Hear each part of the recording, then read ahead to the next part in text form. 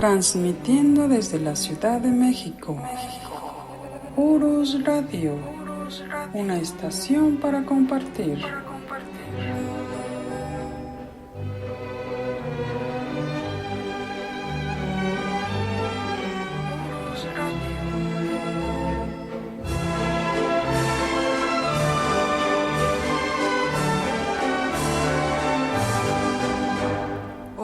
Hola, ¿qué tal? ¿Cómo están, queridos amigos de Urus Radio? Aquí estamos nuevamente transmitiendo en vivo desde la Ciudad de México. Hoy estamos a 19 de julio de 2021.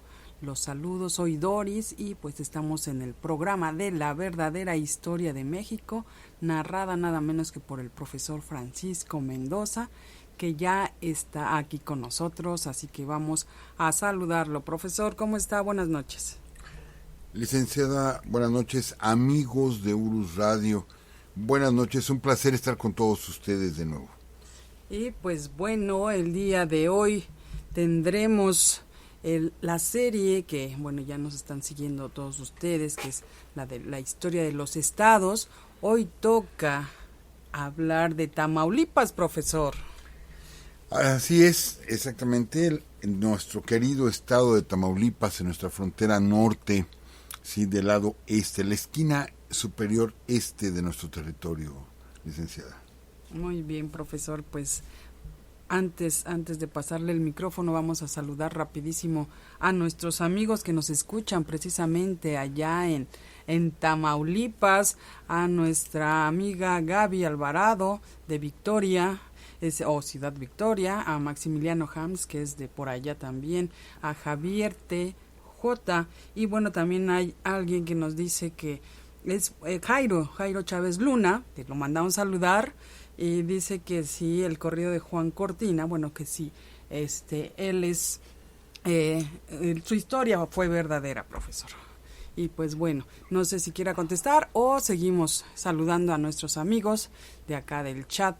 Está también Javier Quirós, por acá, Eduardo Cabello, Arturo Moreno, está Gersolano García, Carlos García, Blanca Tinoco, Joaquín Labastida, Francisco Castrejón, Iván Cosfrida Loera, el ingeniero Miguel Ángel Madero Solís, Tonatiuh Hernández Aguilar, está también Luis Alfredo Blanco Domínguez, Edgar Vázquez.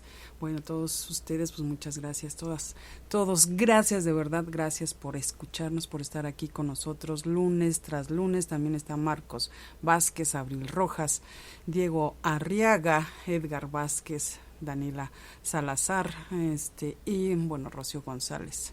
Profesor, adelante, profesor, que el tiempo se acaba rapidísimo. Licenciada, sí, se va rapidísimo el tiempo, amigos, que nos envían mensajes y diciendo pues faltó esto y aquello de diferentes estados. Lo hemos comentado varias veces, es que es enorme nuestra historia, riquísima nuestra historia de cada uno de nuestros estados. Y bueno, estados que están cercanos, que comparten división, sus territorios, o sea, están cercanos uno con otro, y que tienen historias tan distintas, cada uno de ellos. Entonces es riquísima nuestra historia. Y bueno, nos preguntaban si existió Juan Cortina. Así es, sí existió Juan Nepomuceno Cortina, uno de los personajes de los muchos Robin Hood mexicanos, y que fue un dolor de cabeza para los norteamericanos. Entonces sí existió Juan Nepomuceno Cortina en la zona de Tamaulipas, precisamente Tamaulipas, que el nombre de Tamaulipas es un nombre muy curioso y que significa lugar donde se reza. Entonces se piensa que no es el nombre original, sino que los evangelizadores tomaron el vocabulario, los vocablos huastecos, sí, para armar el nombre, para que no pareciera tan abusiva la conquista espiritual. Dijeron, bueno, vamos a decirlo en huasteco, pero realmente sí es parte de la evangelización, pues significa lugar donde se reza, ¿sí? Tamaulipas, amigos, vamos a platicar hoy muchas cosas sorprendentes, de veras, de este querido estado. Hay Hay un detalle que habíamos comentado en un capítulo anterior hace ya muchos años, licenciada, cuando decimos de la forma tan curiosa que tiene la geografía del estado, ya que parece un brazo que va recorriendo todo el río Bravo y que evita que el estado de Nuevo León tenga frontera. Solamente hay un pedacito de frontera de Nuevo León con los Estados Unidos. Algunas de las fuentes que leímos hace muchos años afirmaban que había sido una orden de Benito Juárez, el que de hecho ese brazo se le conocía como el brazo de Juárez, donde como castigo al estado de Nuevo León, no al estado sino a Santiago Vidaurri, por haberse quedado con los impuestos que se cobraban en las aduanas y haber traicionado el movimiento de Juárez, pues se había cambiado así la geografía, ¿sí? de Tamaulipas. Pues no, resulta que no pudimos encontrar el dato. Yo lo leí con algún autor, me pareció un tanto lógico, pero no es así, no aparece. Estuvimos checando varias enciclopedias y la historia de la división política en México y no viene nada al respecto.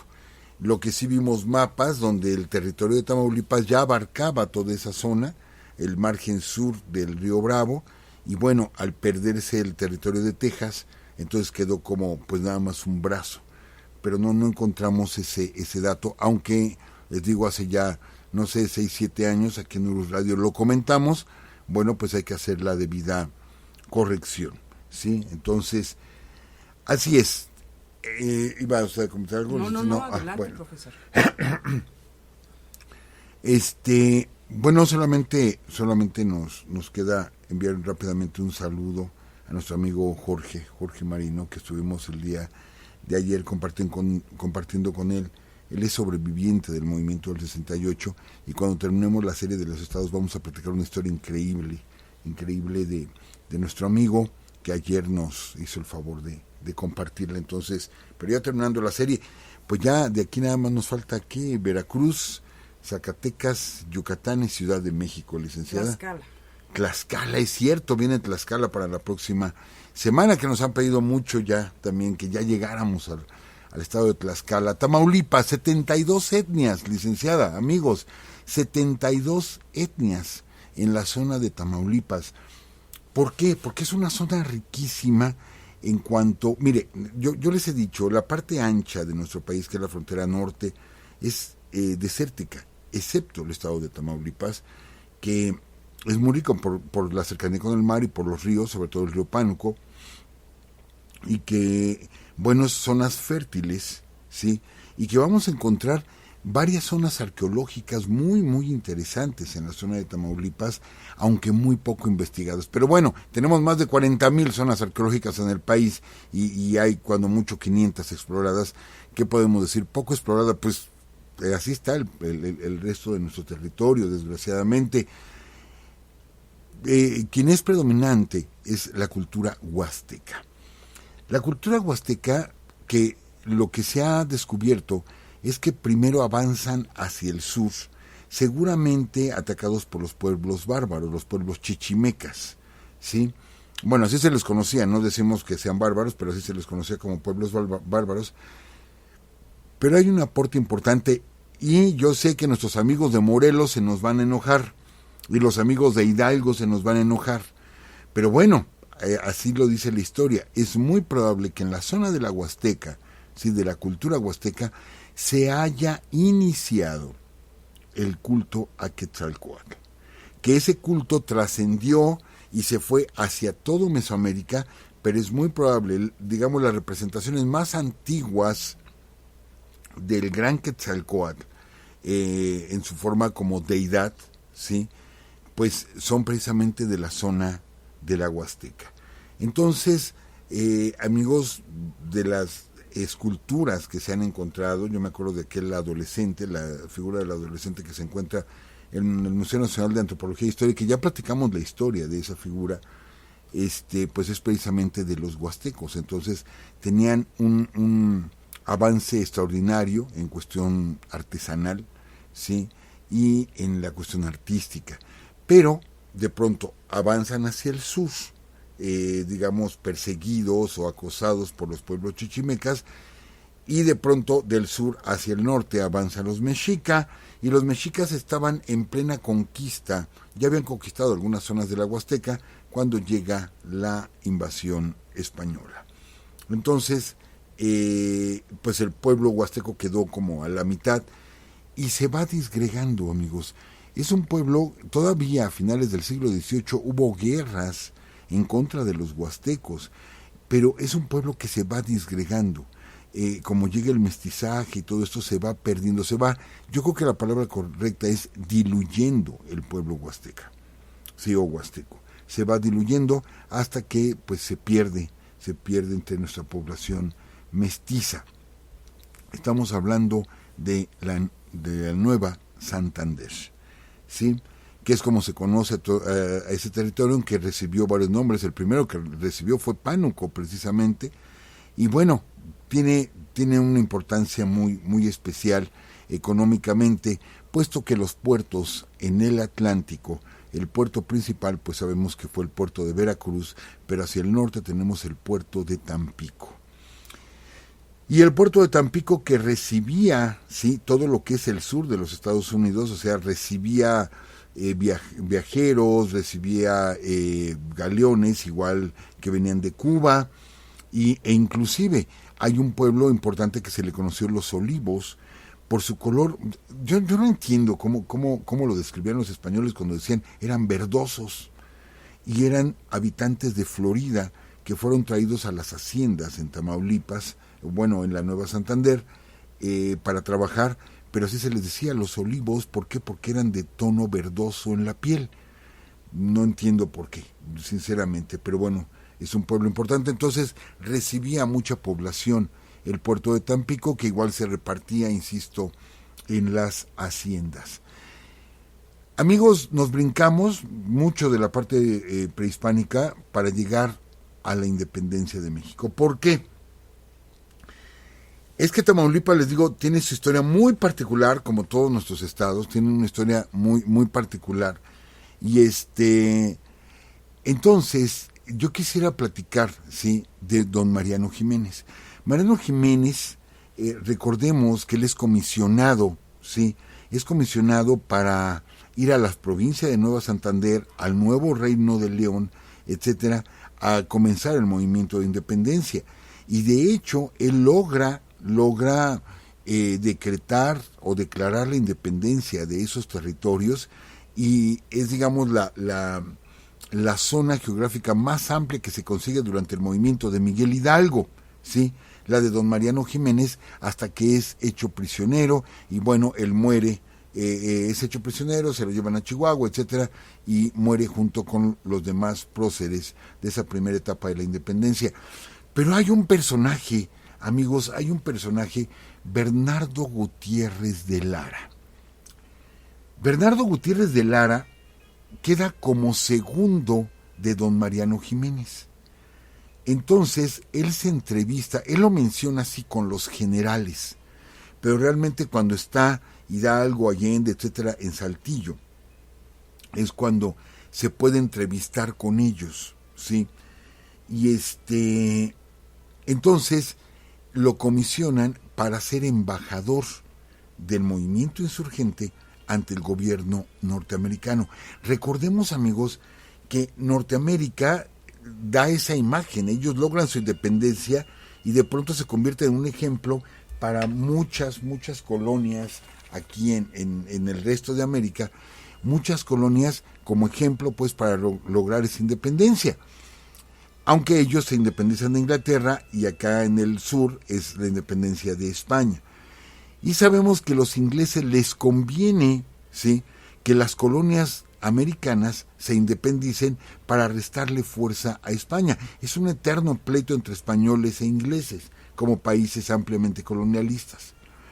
Entonces, precisamente Bernardo Gutiérrez de Lara es comisionado, ¿sí? Entonces, a pesar de que capturan a los principales jefes insurgentes, él decide continuar, ¿sí?, con la encomienda que le había dado Hidalgo y Allende, y se va hacia los Estados Unidos y cruza prácticamente todos los Estados Unidos, fíjense, desde Coahuila hasta Washington. De hecho, se va en unos tramos caminando y en otros tramos se va a lomo de mula, ni siquiera a caballo, a lomo de mula.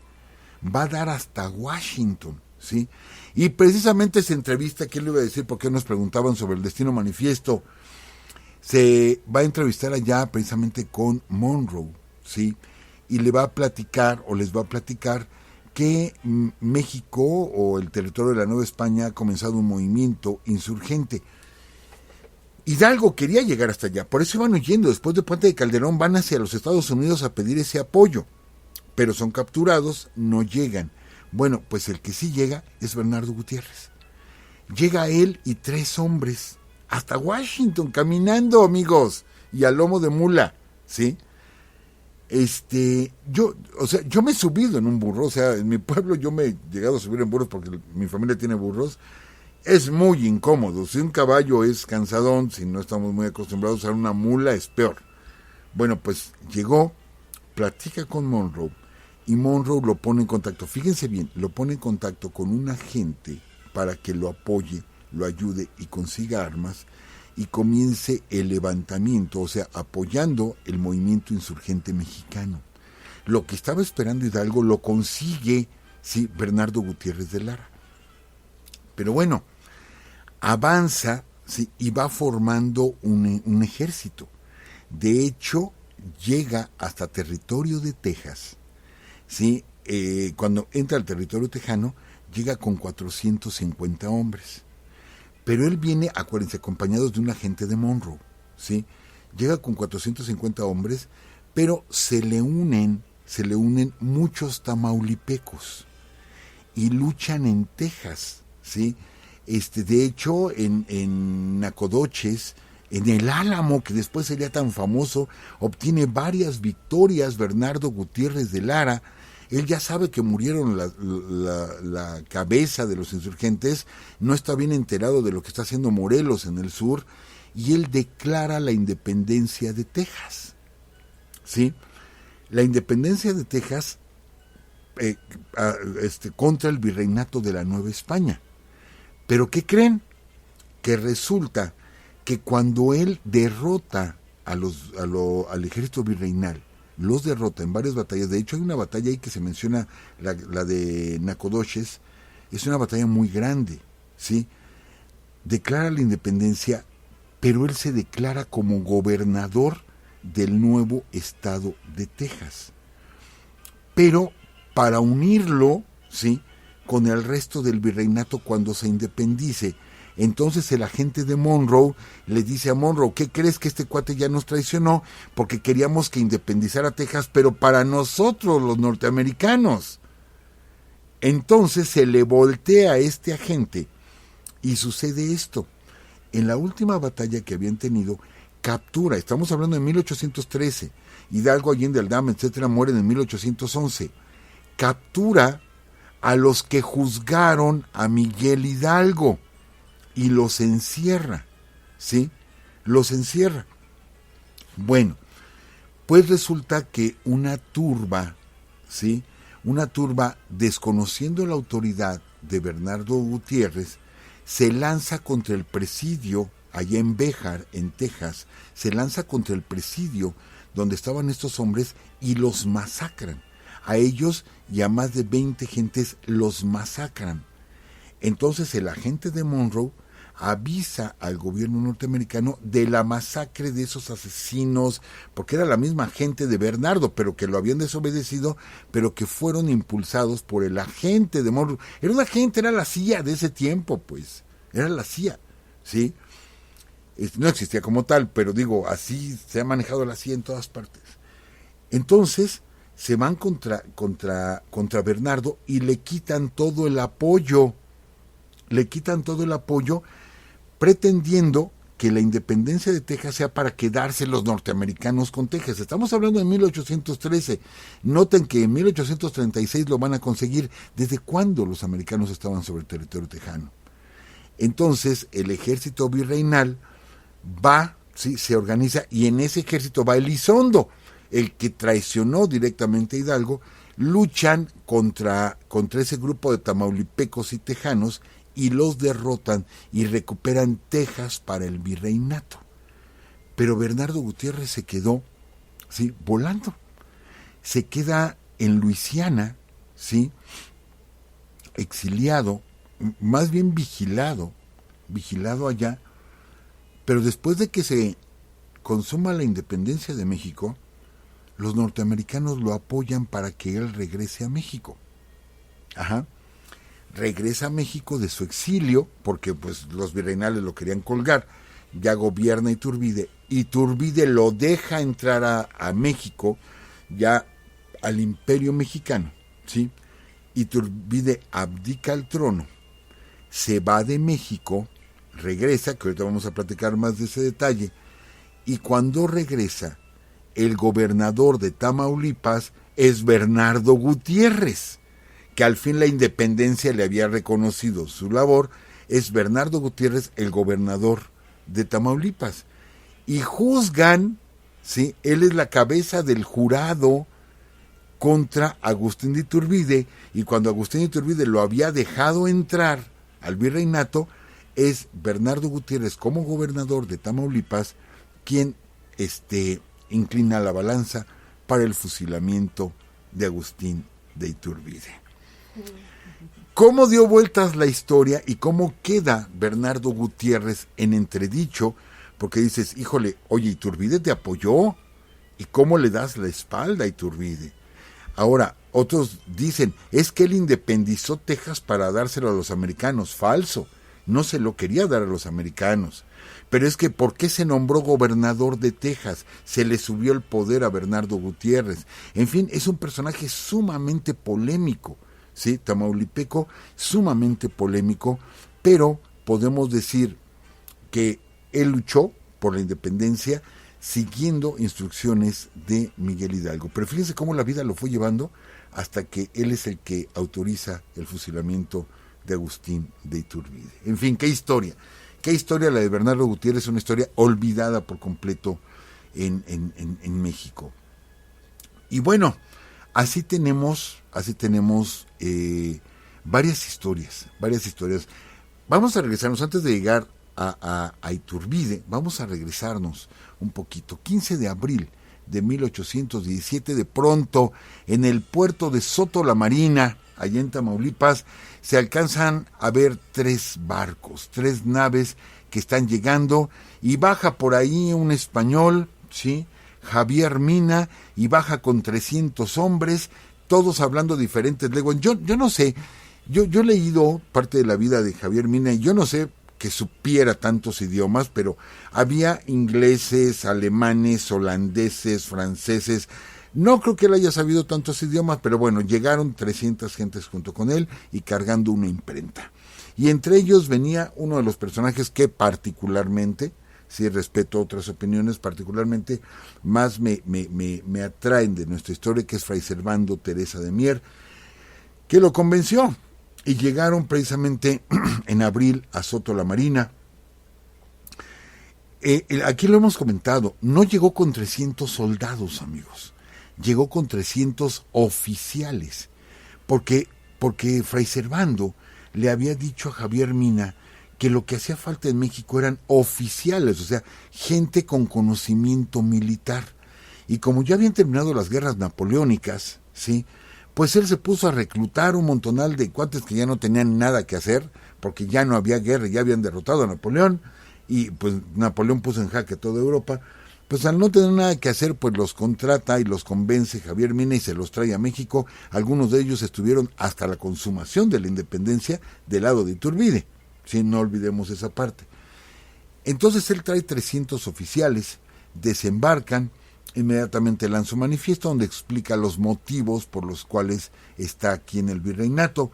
Divide sus fuerzas y con la mitad de sus fuerzas avanza hacia el sur, ¿sí?, hacia el sur de México, apuntando hacia el centro del país, o bueno, en ese tiempo todavía el virreinato, para encontrar a los insurgentes y encontraría a don Pedro Moreno, que ya hemos platicado toda esa odisea realmente de Javier Mina, y deja una fortaleza, de hecho un fortín, no era un fuerte, era un fortín, donde deja a Fray Servando Teresa de Mier, y bueno, pues también ya hemos platicado aquí que son derrotados por los españoles, son hechos presos, ¿sí? Y nos acordamos ahorita hablando de mulas de que Fray Servando le pone como nombre a su mula el nombre del virrey. Entonces, no, qué personaje Fray Servando, pero bueno, son detenidos ahí en Soto la Marina, precisamente la mitad de las fuerzas de Javier Mina. Entonces, nuestro actual territorio, bueno, del estado de Tamaulipas, pues también le tocó ver el paso, ¿sí?, de este español que viene a luchar por la independencia del virreinato, precisamente Javier Mina.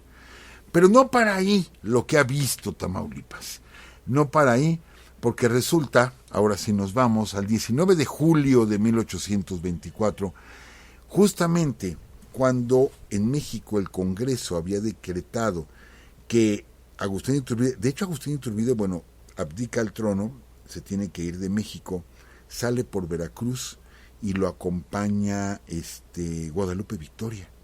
Guadalupe Victoria es el que le da el adiós, entonces Iturbide le quiere regalar una espada a Guadalupe Victoria y él no se la acepta. Pero Guadalupe Victoria le regala un pañuelo, ¿sí? Y ese pañuelo lo acompaña hasta su muerte, a Agustín de Iturbide. O sea, en su traje con el que muere, va con el pañuelo que le regaló Guadalupe Victoria. Y bueno, ellos habían tenido algunos enfrentamientos, ¿no? Victoria e Iturbide. Entonces, Iturbide se va a Italia, pero sabe que los Borbones lo están siguiendo por haberles consumado la independencia, y lo están siguiendo, tiene miedo de que lo maten, ¿sí? Y se va para Inglaterra.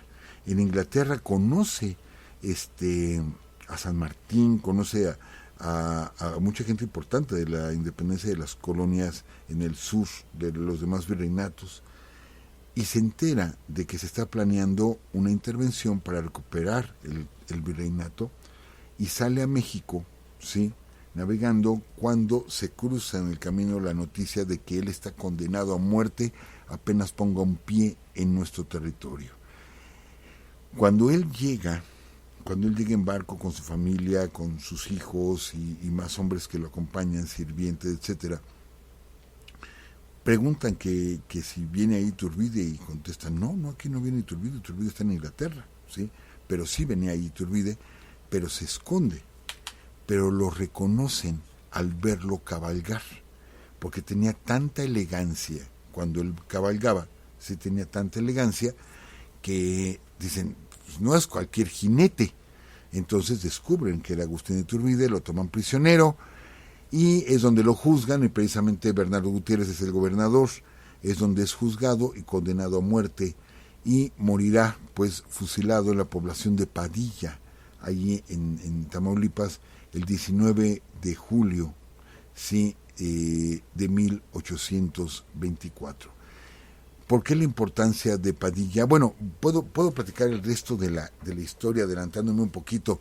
En el sexenio de Luis Echeverría Álvarez se construye una presa, precisamente en el lugar de la muerte y en la iglesia donde fueron depositados los restos de Agustín Iturbide en un principio. Se construye una presa y todo eso se inunda. Hasta el día de hoy está inundado. Solamente cuando baja el agua de la presa, el nivel de la presa, se ven las torres y algunas paredes del lugar donde pues fue la muerte de Iturbide. Y Luis Echeverría le pone como nombre a esta presa Vicente Guerrero, ¿sí? O sea que el pleito Guerrero Iturbide lo trae hasta el siglo XX Luis Echeverría Álvarez, precisamente. Y bueno, pero no solamente él va a morir ahí, hay otro personaje muy importante que va a morir y que ahorita lo platicamos ahí en Tamaulipas, pero poquito antes, en julio, ¿sí?, de julio a septiembre de 1829, México tiene 8 años apenas de ser independiente, cuando, avalado por el rey Fernando VII, se busca, ahora sí, reconquistar el territorio del virreinato, y lanzan al brigadier Isidro Barradas, con una fuerza pues más o menos respetable, a que venga a levantar de nuevo el virreinato, que porque muchos mexicanos, a ver, esos de muchos mexicanos, pues fueron, acuérdense que son expulsados los españoles de esta tierra y se van con una mano delante y otra atrás, no se llevan los bienes los dejan aquí y los corre el gobierno de México, entonces ellos se quejan y dicen allá en España, es que los mexicanos no soportan a ese grupito que está controlando México. No, eran todos los mexicanos realmente los que estaban felices de que ya éramos independientes. Y nadie se estaba quejando excepto los españoles que habían perdido todos sus bienes y dividendos. Entonces, sí, Barradas va a llegar precisamente al puerto de Tampico. Y ahí en Tampico va a establecer un fortín, sí, y es comisionado para atacarlo dos personajes muy importantes en esta historia. Uno es Antonio López de Santana y el otro es don Manuel Mier y Terán. Que don Manuel Mier y Terán, aquí les hemos platicado el pleito que tenía con Guadalupe Victoria desde que estudiaron en San Ildefonso, desde que eran muy jóvenes, el pleito que traían entre ellos. Manuel Mier y Terán se da de alta primero con las fuerzas de Hidalgo y posteriormente se va a pelear al lado de Morelos. Y cuando ya está con Morelos, llega Guadalupe Victoria, que todavía no se llamaba Guadalupe Victoria, era Manuel, llega y se da de alta con Morelos. Entonces Mier y Terán, pues él quiere, se ha ido ganando sus puestos y los ascensos en el ejército de Morelos, y en Oaxaca, el que sorprende a todos con aquella historia, recuerdan, de lanzar la espada y decir mi espada está en prenda, voy por ella, pues es precisamente Manuel, que le pedirá a Morelos como premio que le permita cambiarse el nombre por Guadalupe Victoria, ¿sí? Y Manuel Mier y Terán se va a enojar cuando lo autorizan, y entonces él también dice, pues entonces a mí que me pongan América Libre o algo así, o sea, todavía burlándose, obviamente no lo autorizan, y tendrán muchos pleitos, Manuel Mier y Terán y Guadalupe Victoria tendrán muchos pleitos entre ellos, es más, sus fuerzas llegarán a enfrentarse en plena etapa de la independencia, se enfrentan en la zona de Veracruz, entre Veracruz y Puebla, fuerzas insurgentes, unas con Manuel Mier y las otras con Guadalupe Victoria. Pues bueno, 1824 Guadalupe Victoria es presidente, 1829 queda Anastasio Bustamante, pero Vicente Guerrero, ¿sí? Toma la presidencia porque declara un fraude en las elecciones. Y bueno, ¿qué va a pasar? Manuel Mier y Terán es comisionado para ir a pelear junto con Santana. Y resulta que triunfan. Y con esto se puede decir que terminan por derrotar a los españoles, ¿sí? Que tienen que salir hacia Cuba porque los derrotan. Pero realmente quien tiene el mérito de la victoria contra Barradas es Manuel Mier y Terán. Pero tenía a un lado a alguien que era especial para hacerse notar, que era Antonio López de Santana. Y mientras Antonio López de Santana le dice a Manuel Mier y Terán, córrele, ve y mira, te metes por aquí, por allá, Mier ve que no es lo correcto y él lo hace a su modo y triunfa, pues Santana dice, el triunfo es mío. Y el que queda como el gran héroe, ¿sí?, contra Barradas es Antonio López de Santana, que no le quitamos mérito, pero digamos, el último mérito, la última batalla, que fue el 11 de septiembre, que comenzó en la madrugada, la última batalla, quien la gana es Manuel Mier y Terán, pero quien se lleva los aplausos, ¿sí?, es Santana. Bueno, poco tiempo después, ¿sí?, se lanza a la candidatura a la presidencia de la República Manuel Mier y Terán y pierde su candidatura, o sea, pierde, no queda como presidente. Entonces, fíjense, esto quizá, lo digo más como psicólogo, licenciada, cómo va arrastrando muchos fracasos Manuel Mier y Terán, a pesar de que es un personaje sumamente destacado, pero él quiso, por ejemplo, encabezar el Congreso de Chilpancingo a la muerte de Morelos, y el Congreso se disolvió, así, se disolvió, no solamente pusieron a otro, no pusieron a nadie, y él quería quedarse a cargo del Congreso de Chilpancingo, pues no le hicieron ni caso a Manuel Mier. Entonces va arrastrando muchos fracasos personales. Tan es así que el 3 de julio de 1832 llega al mismo lugar donde estuvieron los restos de Iturbide, ¿sí?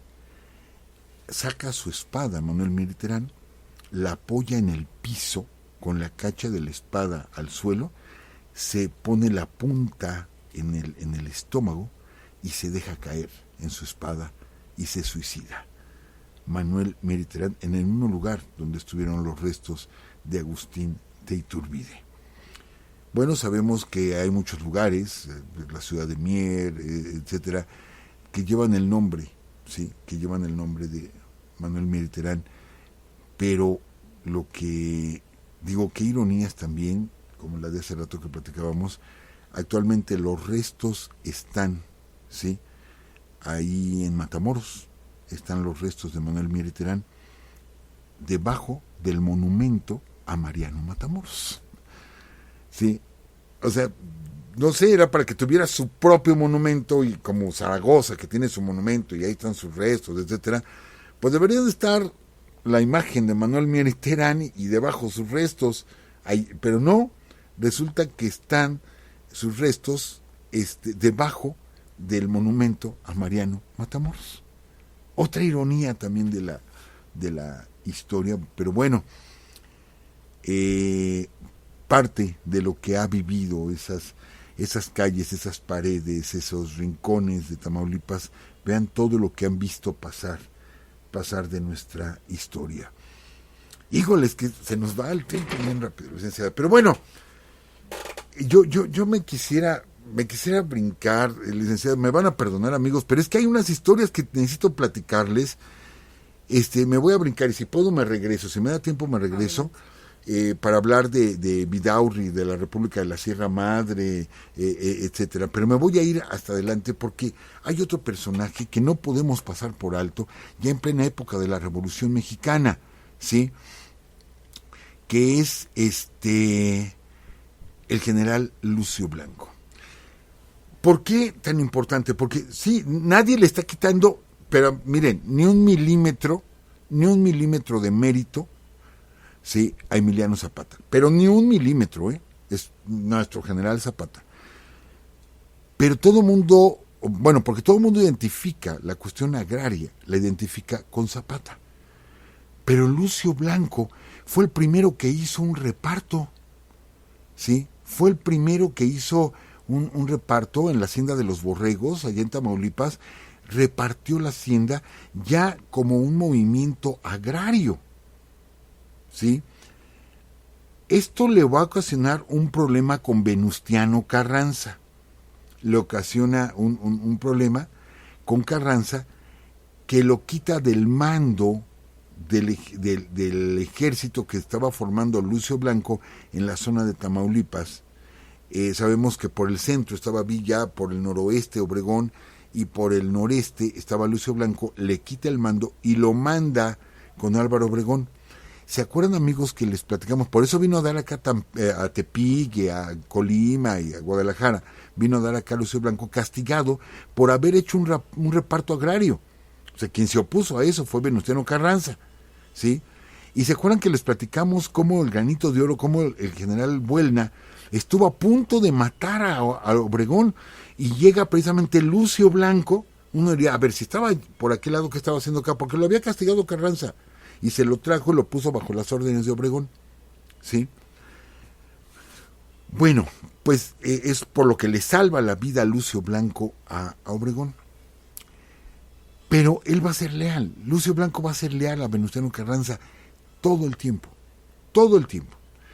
Pero recordemos que Venustiano Carranza es muerto, o sea, es traicionado y muerto, ¿sí? Sale Lucio Blanco de México, exiliado. Entonces, Álvaro Obregón llega a la presidencia del país en 1920, ya platicamos cómo don Adolfo de la Huerta en 1919 entra en lugar de Venustiano Carranza, termina el periodo presidencial y le entrega la presidencia porque ganó las elecciones a Álvaro Obregón. Y habíamos comentado, en aquel tiempo es el tiempo de la muerte, ¿no? De Carranza, de Zapata, de Villa, de Lucio Blanco. O sea, todos los opositores van muriendo. Amigos, el general Lucio Blanco lo convencen de que regrese a México, ¿sí? Y todo esto estaba maquinado, amigos, para que él regresara a México. Y está cruzando el río Bravo. Viene con unos tipos, un tal Ramón García y Aurelio Martínez. Entonces vienen pues con una lanchita cruzando el río Bravo, y a la altura de Nuevo Laredo, cuando ya llegan a la orilla, justo cuando llegan a la orilla, se baja Ramón García y le tiende la mano al general Lucio Blanco. Justo cuando le tiende la mano, ¡pras!, de un golpe le pone una esposa, ¿sí? Y rápido, en lo que reacciona Lucio Blanco, agarra la otra esposa y se la pone a Aurelio Martínez. O sea, lo esposa con Aurelio Martínez, que formaba parte de esa traición. Porque de ese lado, del lado mexicano, lo esperaban alrededor de 20 hombres armados que tenían la orden, pues, de matar a Lucio Blanco. Era un enemigo potencial, era un enemigo del obregonismo y había que matar a Lucio Blanco. Entonces le pone la esposa. Lucio Blanco pues, no puede zafarse de Aurelio Martínez, comienzan a forcejear y Lucio Blanco se arroja al agua, pero agarra a Ramón García, lo agarra, lo jala, caen al agua junto con Aurelio Martínez, caen los tres al agua, pero porque Lucio se agarró del principal traidor de Ramón. Entonces los 20 hombres salen de donde estaban esperando que llegaran y les empiezan a disparar a los tres, no respetando que 2 eran sus jefes. La orden era matarlos y empiezan a disparar, ¿sí? Pero el general Blanco se cubre con los cuerpos de los otros 2, ¿sí? Y ellos mueren de los balazos, de los impactos de bala, pero se hunden y es el peso de 2 personas, ¿sí? O por lo menos, de uno, porque el otro pues lo suelta, pero de uno el peso de Aurelio Martínez, el que arrastra al general Lucio Blanco y muere ahogado el general. Encuentran sus cuerpos de los 3, pues mucho más adelante en el río Bravo, ¿sí? A la altura de Nuevo Laredo, Tamaulipas. Ahí es donde se da el asesinato del general Blanco, que les digo, pues esto se sabe, esto fue maquinado. No el hecho en sí, pero ¿saben qué? Desháganse de este hombre. Y bueno, pues hubo gente destinada para ello, para deshacerse de este general muy leal a Venustiano Carranza y que pues había prometido la venganza porque culpaban a Álvaro Obregón, pues todo el mundo lo culpaba, ¿no? La muerte de Carranza, la muerte de Villa, y a Carranza de la muerte de Zapata, en fin, fue una época terrible en México de tantos asesinatos. Lo tenemos que platicar, licenciado, la muerte del general Lucio Blanco. Pero ahí les va otra, y yo creo que sí me va a dar tiempo y luego me regreso. Amigos, vámonos más adelante, ¿sí? 1936. En 1936, mire, cuando queda Obregón, luego queda Plutarco Elías Calles, termina en el 28 y se había reelegido Álvaro Obregón, violando el lema revolucionario de sufragio efectivo no reelección. Queda como presidente electo y es muerto ahí en la bombilla, ¿sí? En el 28, entonces provisionalmente queda como presidente, lo pone Plutarco Elías Calles como presidente a Emilio Portes Gil, tamaulipeco. Y Portes Gil forma su gabinete, mete a mucha gente callista y algunos conocidos de él. Entre ellos está un gran personaje, don Marte R. Gómez, es Marte Rodolfo Gómez, pero todos lo conocemos como Marte R. Gómez. Un gran diplomático, secretario de Estado, pero también un gran deportista, don Marte R. Gómez. Esta versión yo la escuché del cronista, ¿sí? De uno de los cronistas, o el cronista de Ciudad Victoria, Tamaulipas. Resulta que en 1936 las Olimpiadas se realizan en Berlín, en plena Alemania nazi, ¿sí? La delegación mexicana que participa, que por cierto siempre está esa curiosidad de que México ganó medalla de plata en básquetbol, jamás volvimos a figurar en básquetbol, pero en Berlín se ganó en básquetbol y en Berlín se trae la primera medalla Mariles, ¿sí? En equitación, en fin, iba muy buen equipo mexicano. Quien va a la cabeza de la delegación mexicana es don Marte R. Gómez. Va encabezando la delegación por ser el presidente del Comité Olímpico Mexicano y después sería presidente honorario, vitalicio, don Marte R. Gómez. Él vivió varios años y él fue de los que lograron que se trajeran las Olimpiadas del 68 a México. Bueno, allí en el 36, cuando Marte R. Gómez conoce el Estadio Olímpico de Berlín, ¿sí?, se maravilla con la estructura. Se entrevista por ser jefe de la delegación, se entrevista con el mismo Adolf Hitler, ¿sí?, para decirle o felicitarlo por las estructuras o la infraestructura que se había hecho para la Olimpiada de Berlín, y le pide la oportunidad, ¿sí?, de construir un estadio en México similar al Estadio Olímpico de Berlín.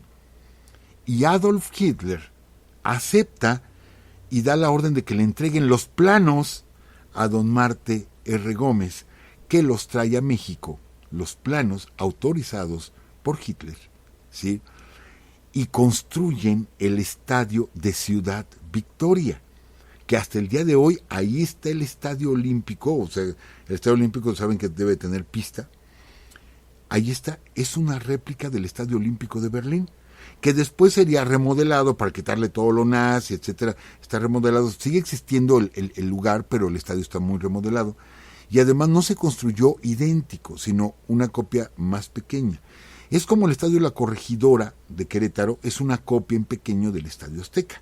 El Azteca le caben 110,000 gentes y al Estadio La Corregidora 45,000 o algo así. Es una copia en pequeño. Bueno, el Estadio de Ciudad Victoria es una copia autorizada por Hitler, ¿sí?, del Estadio Olímpico de Berlín que trajo don Marte R. Gómez a México, ¿sí? Y bueno, no nos espantemos, amigos. Lo que pasa es que después el nazismo quedó como lo peor que ha vivido la humanidad. Yo no lo considero así. No digo que haya sido bueno, claro que no, pero no creo que haya sido lo peor o lo único. Tenemos casos terribles en toda la historia de la humanidad, en toda la historia, ¿sí? Matanzas, crímenes, exterminios, bueno, que de pronto uno dice el exterminio o el holocausto se queda cortito, no le quitamos ni un grado tampoco, pero se queda corto comparado a otras matanzas que se han quedado calladas por cuestiones políticas, ¿no? Cosas terribles que ha pasado la humanidad en África, en la India, en fin, cosas terribles. Pero bueno, los malos de la película son los alemanes, entonces todo lo que huele a nazi, pues fuera. Y de esto casi no se habla. Yo lo escuché en voz del cronista de la ciudad de Ciudad Victoria, lo escuché en su voz cuando platica cómo este estadio es una réplica autorizada por Adolf Hitler.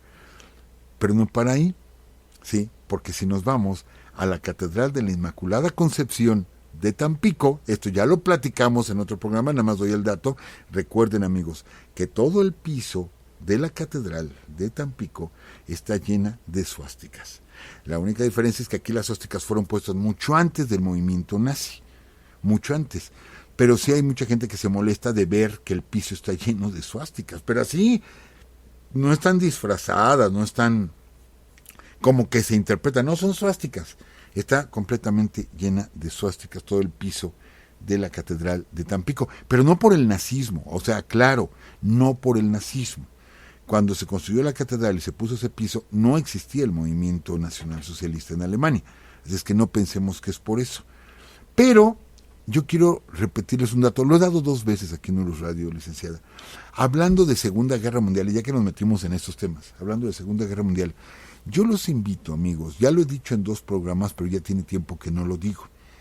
Busquen en internet, ¿sí?, en YouTube, una entrevista, ¿sí?, al gran escritor mexicano Juan Rulfo. Así dice, Juan Rulfo entrevista a fondo, porque hay varias entrevistas.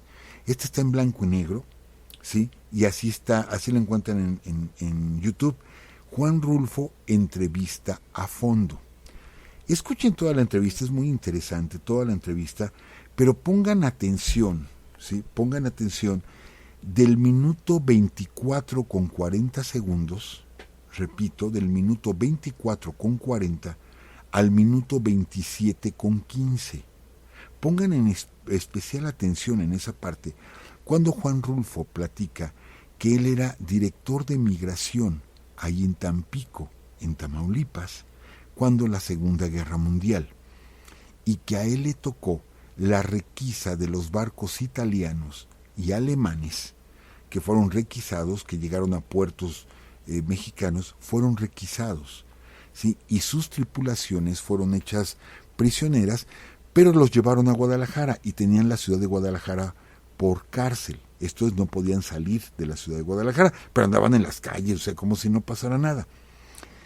Y él dice que los barcos, que eran petroleros, salvo uno que era de pasajeros, todos los demás eran barcos petroleros, y que a algunos se les puso bandera panameña, que aquí ya hemos platicado de cómo México vendía petróleo al eje bajo bandera panameña. Aquí ya lo hemos platicado, pues Juan Rulfo lo confirma. Él era el director, o sea, no se lo contaron, él era el director de migración en Tampico.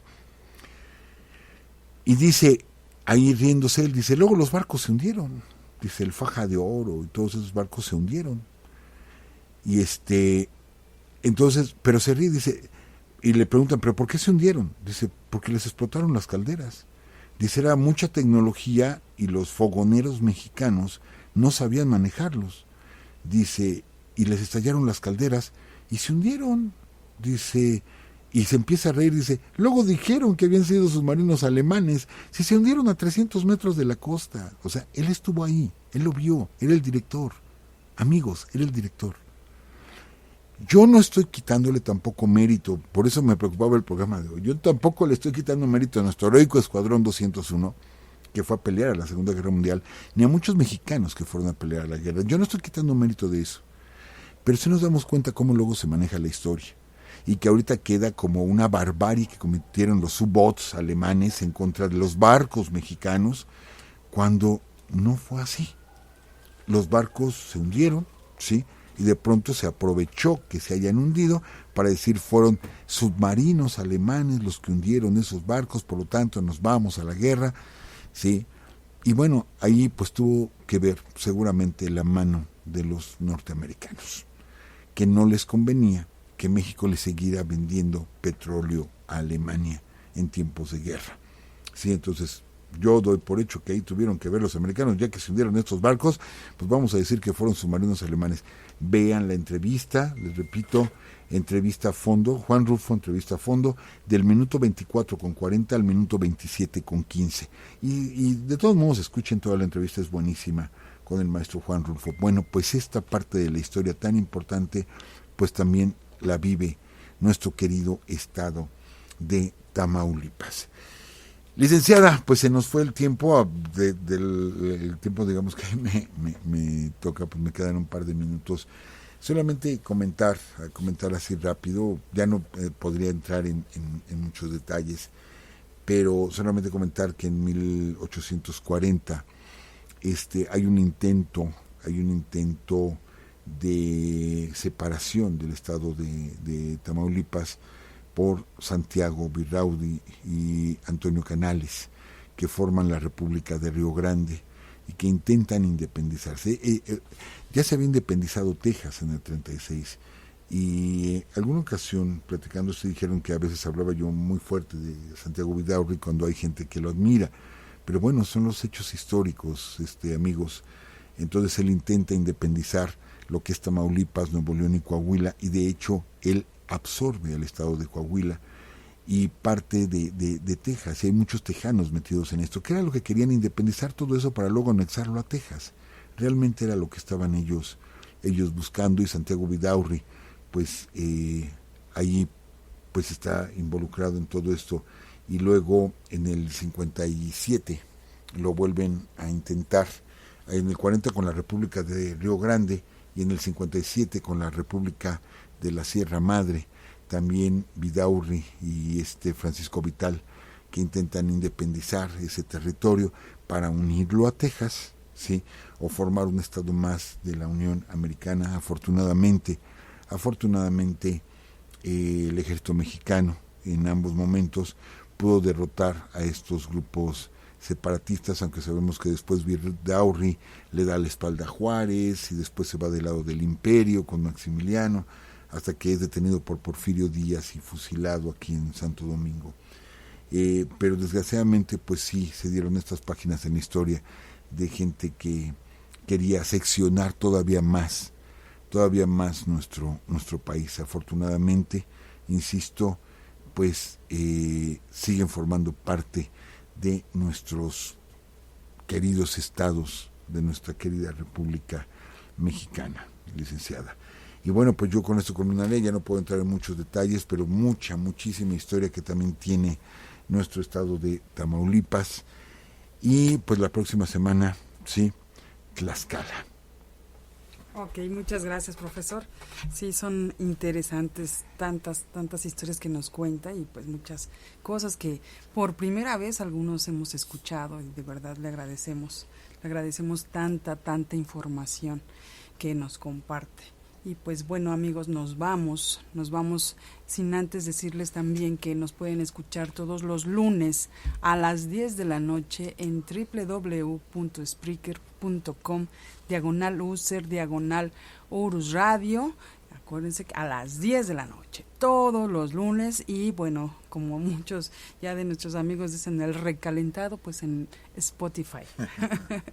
Y pues también saludamos a nuestros amigos igual de Tamaulipas. Está Daniela Salazar, que es de Matamoros, Carlos García de Tampico Madero, Erwin Yeverino, Zenón Bialkowski es de Nuevo Laredo, Manuel Méndez de Reynosa. Y pues gracias amigos. También saludamos a Ricardo Palacios, que nos escucha en Polonia, a Diego Baltazar en León, Guanajuato, a Darío de 10 años que nos escucha en la Ciudad de México. Hay varios niños que nos escuchan y pues muchas gracias, de verdad. Son bastantes niños que nos escuchan y que les está gustando lo que es la historia de nuestro querido México, como por ejemplo acá está Isaac Rangel Carranza también. Está también por acá, ahorita se me fue, pero hay varios niños que nos están escuchando. Y pues muchas gracias, dice Aracelita. Entonces, ¿los restos de Iturbide no están en una iglesia? A ver, los restos de Iturbide están aquí en la Catedral Metropolitana, en la Ciudad de México, en la capilla de San Felipe de Jesús. Fueron rescatados los restos de allá de Padilla y fueron traídos y no se han movido de su lugar. De hecho, los podemos ver. Si vamos a la Catedral Metropolitana, entren y del lado izquierdo busquen la capilla de San Felipe de Jesús y ahí se ven los restos. Es una urna de cristal, ahí se alcanza a ver el cráneo y varios huesos de Agustín Iturbide. Ok, pues muchas gracias, profesor. Y saludos rapidísimo a Edgar Vázquez, a Alejandro Martínez. Y pues bueno, vámonos amigos. Ya estamos aquí a punto de despedirnos. Que estén muy bien y nos vamos con esta canción que fue la que ganó. Hasta luego, nos escuchamos el próximo. ¡Oh! Perdón. Los comerciales. De verdad. Los patrocinadores que no tenemos. Y yo que soy un poquito escandalosa, profesor. Bueno, ahorita lo ponemos. Qué barbaridad. Lástima en lo que acomoda esto. Sí. La licenciada, íbamos a platicar del faja de oro, del potero del llano, ¿sí? O sea, de los pozos petroleros y de la quina, íbamos a mencionar también de la quina, pero ya no hubo tiempo. Sí, pues ni hablar. Ahora sí, amigos, disculpen por esa interrupción y ese grito estruendoso. Que estén muy bien, cuídense y nos escuchamos el próximo lunes.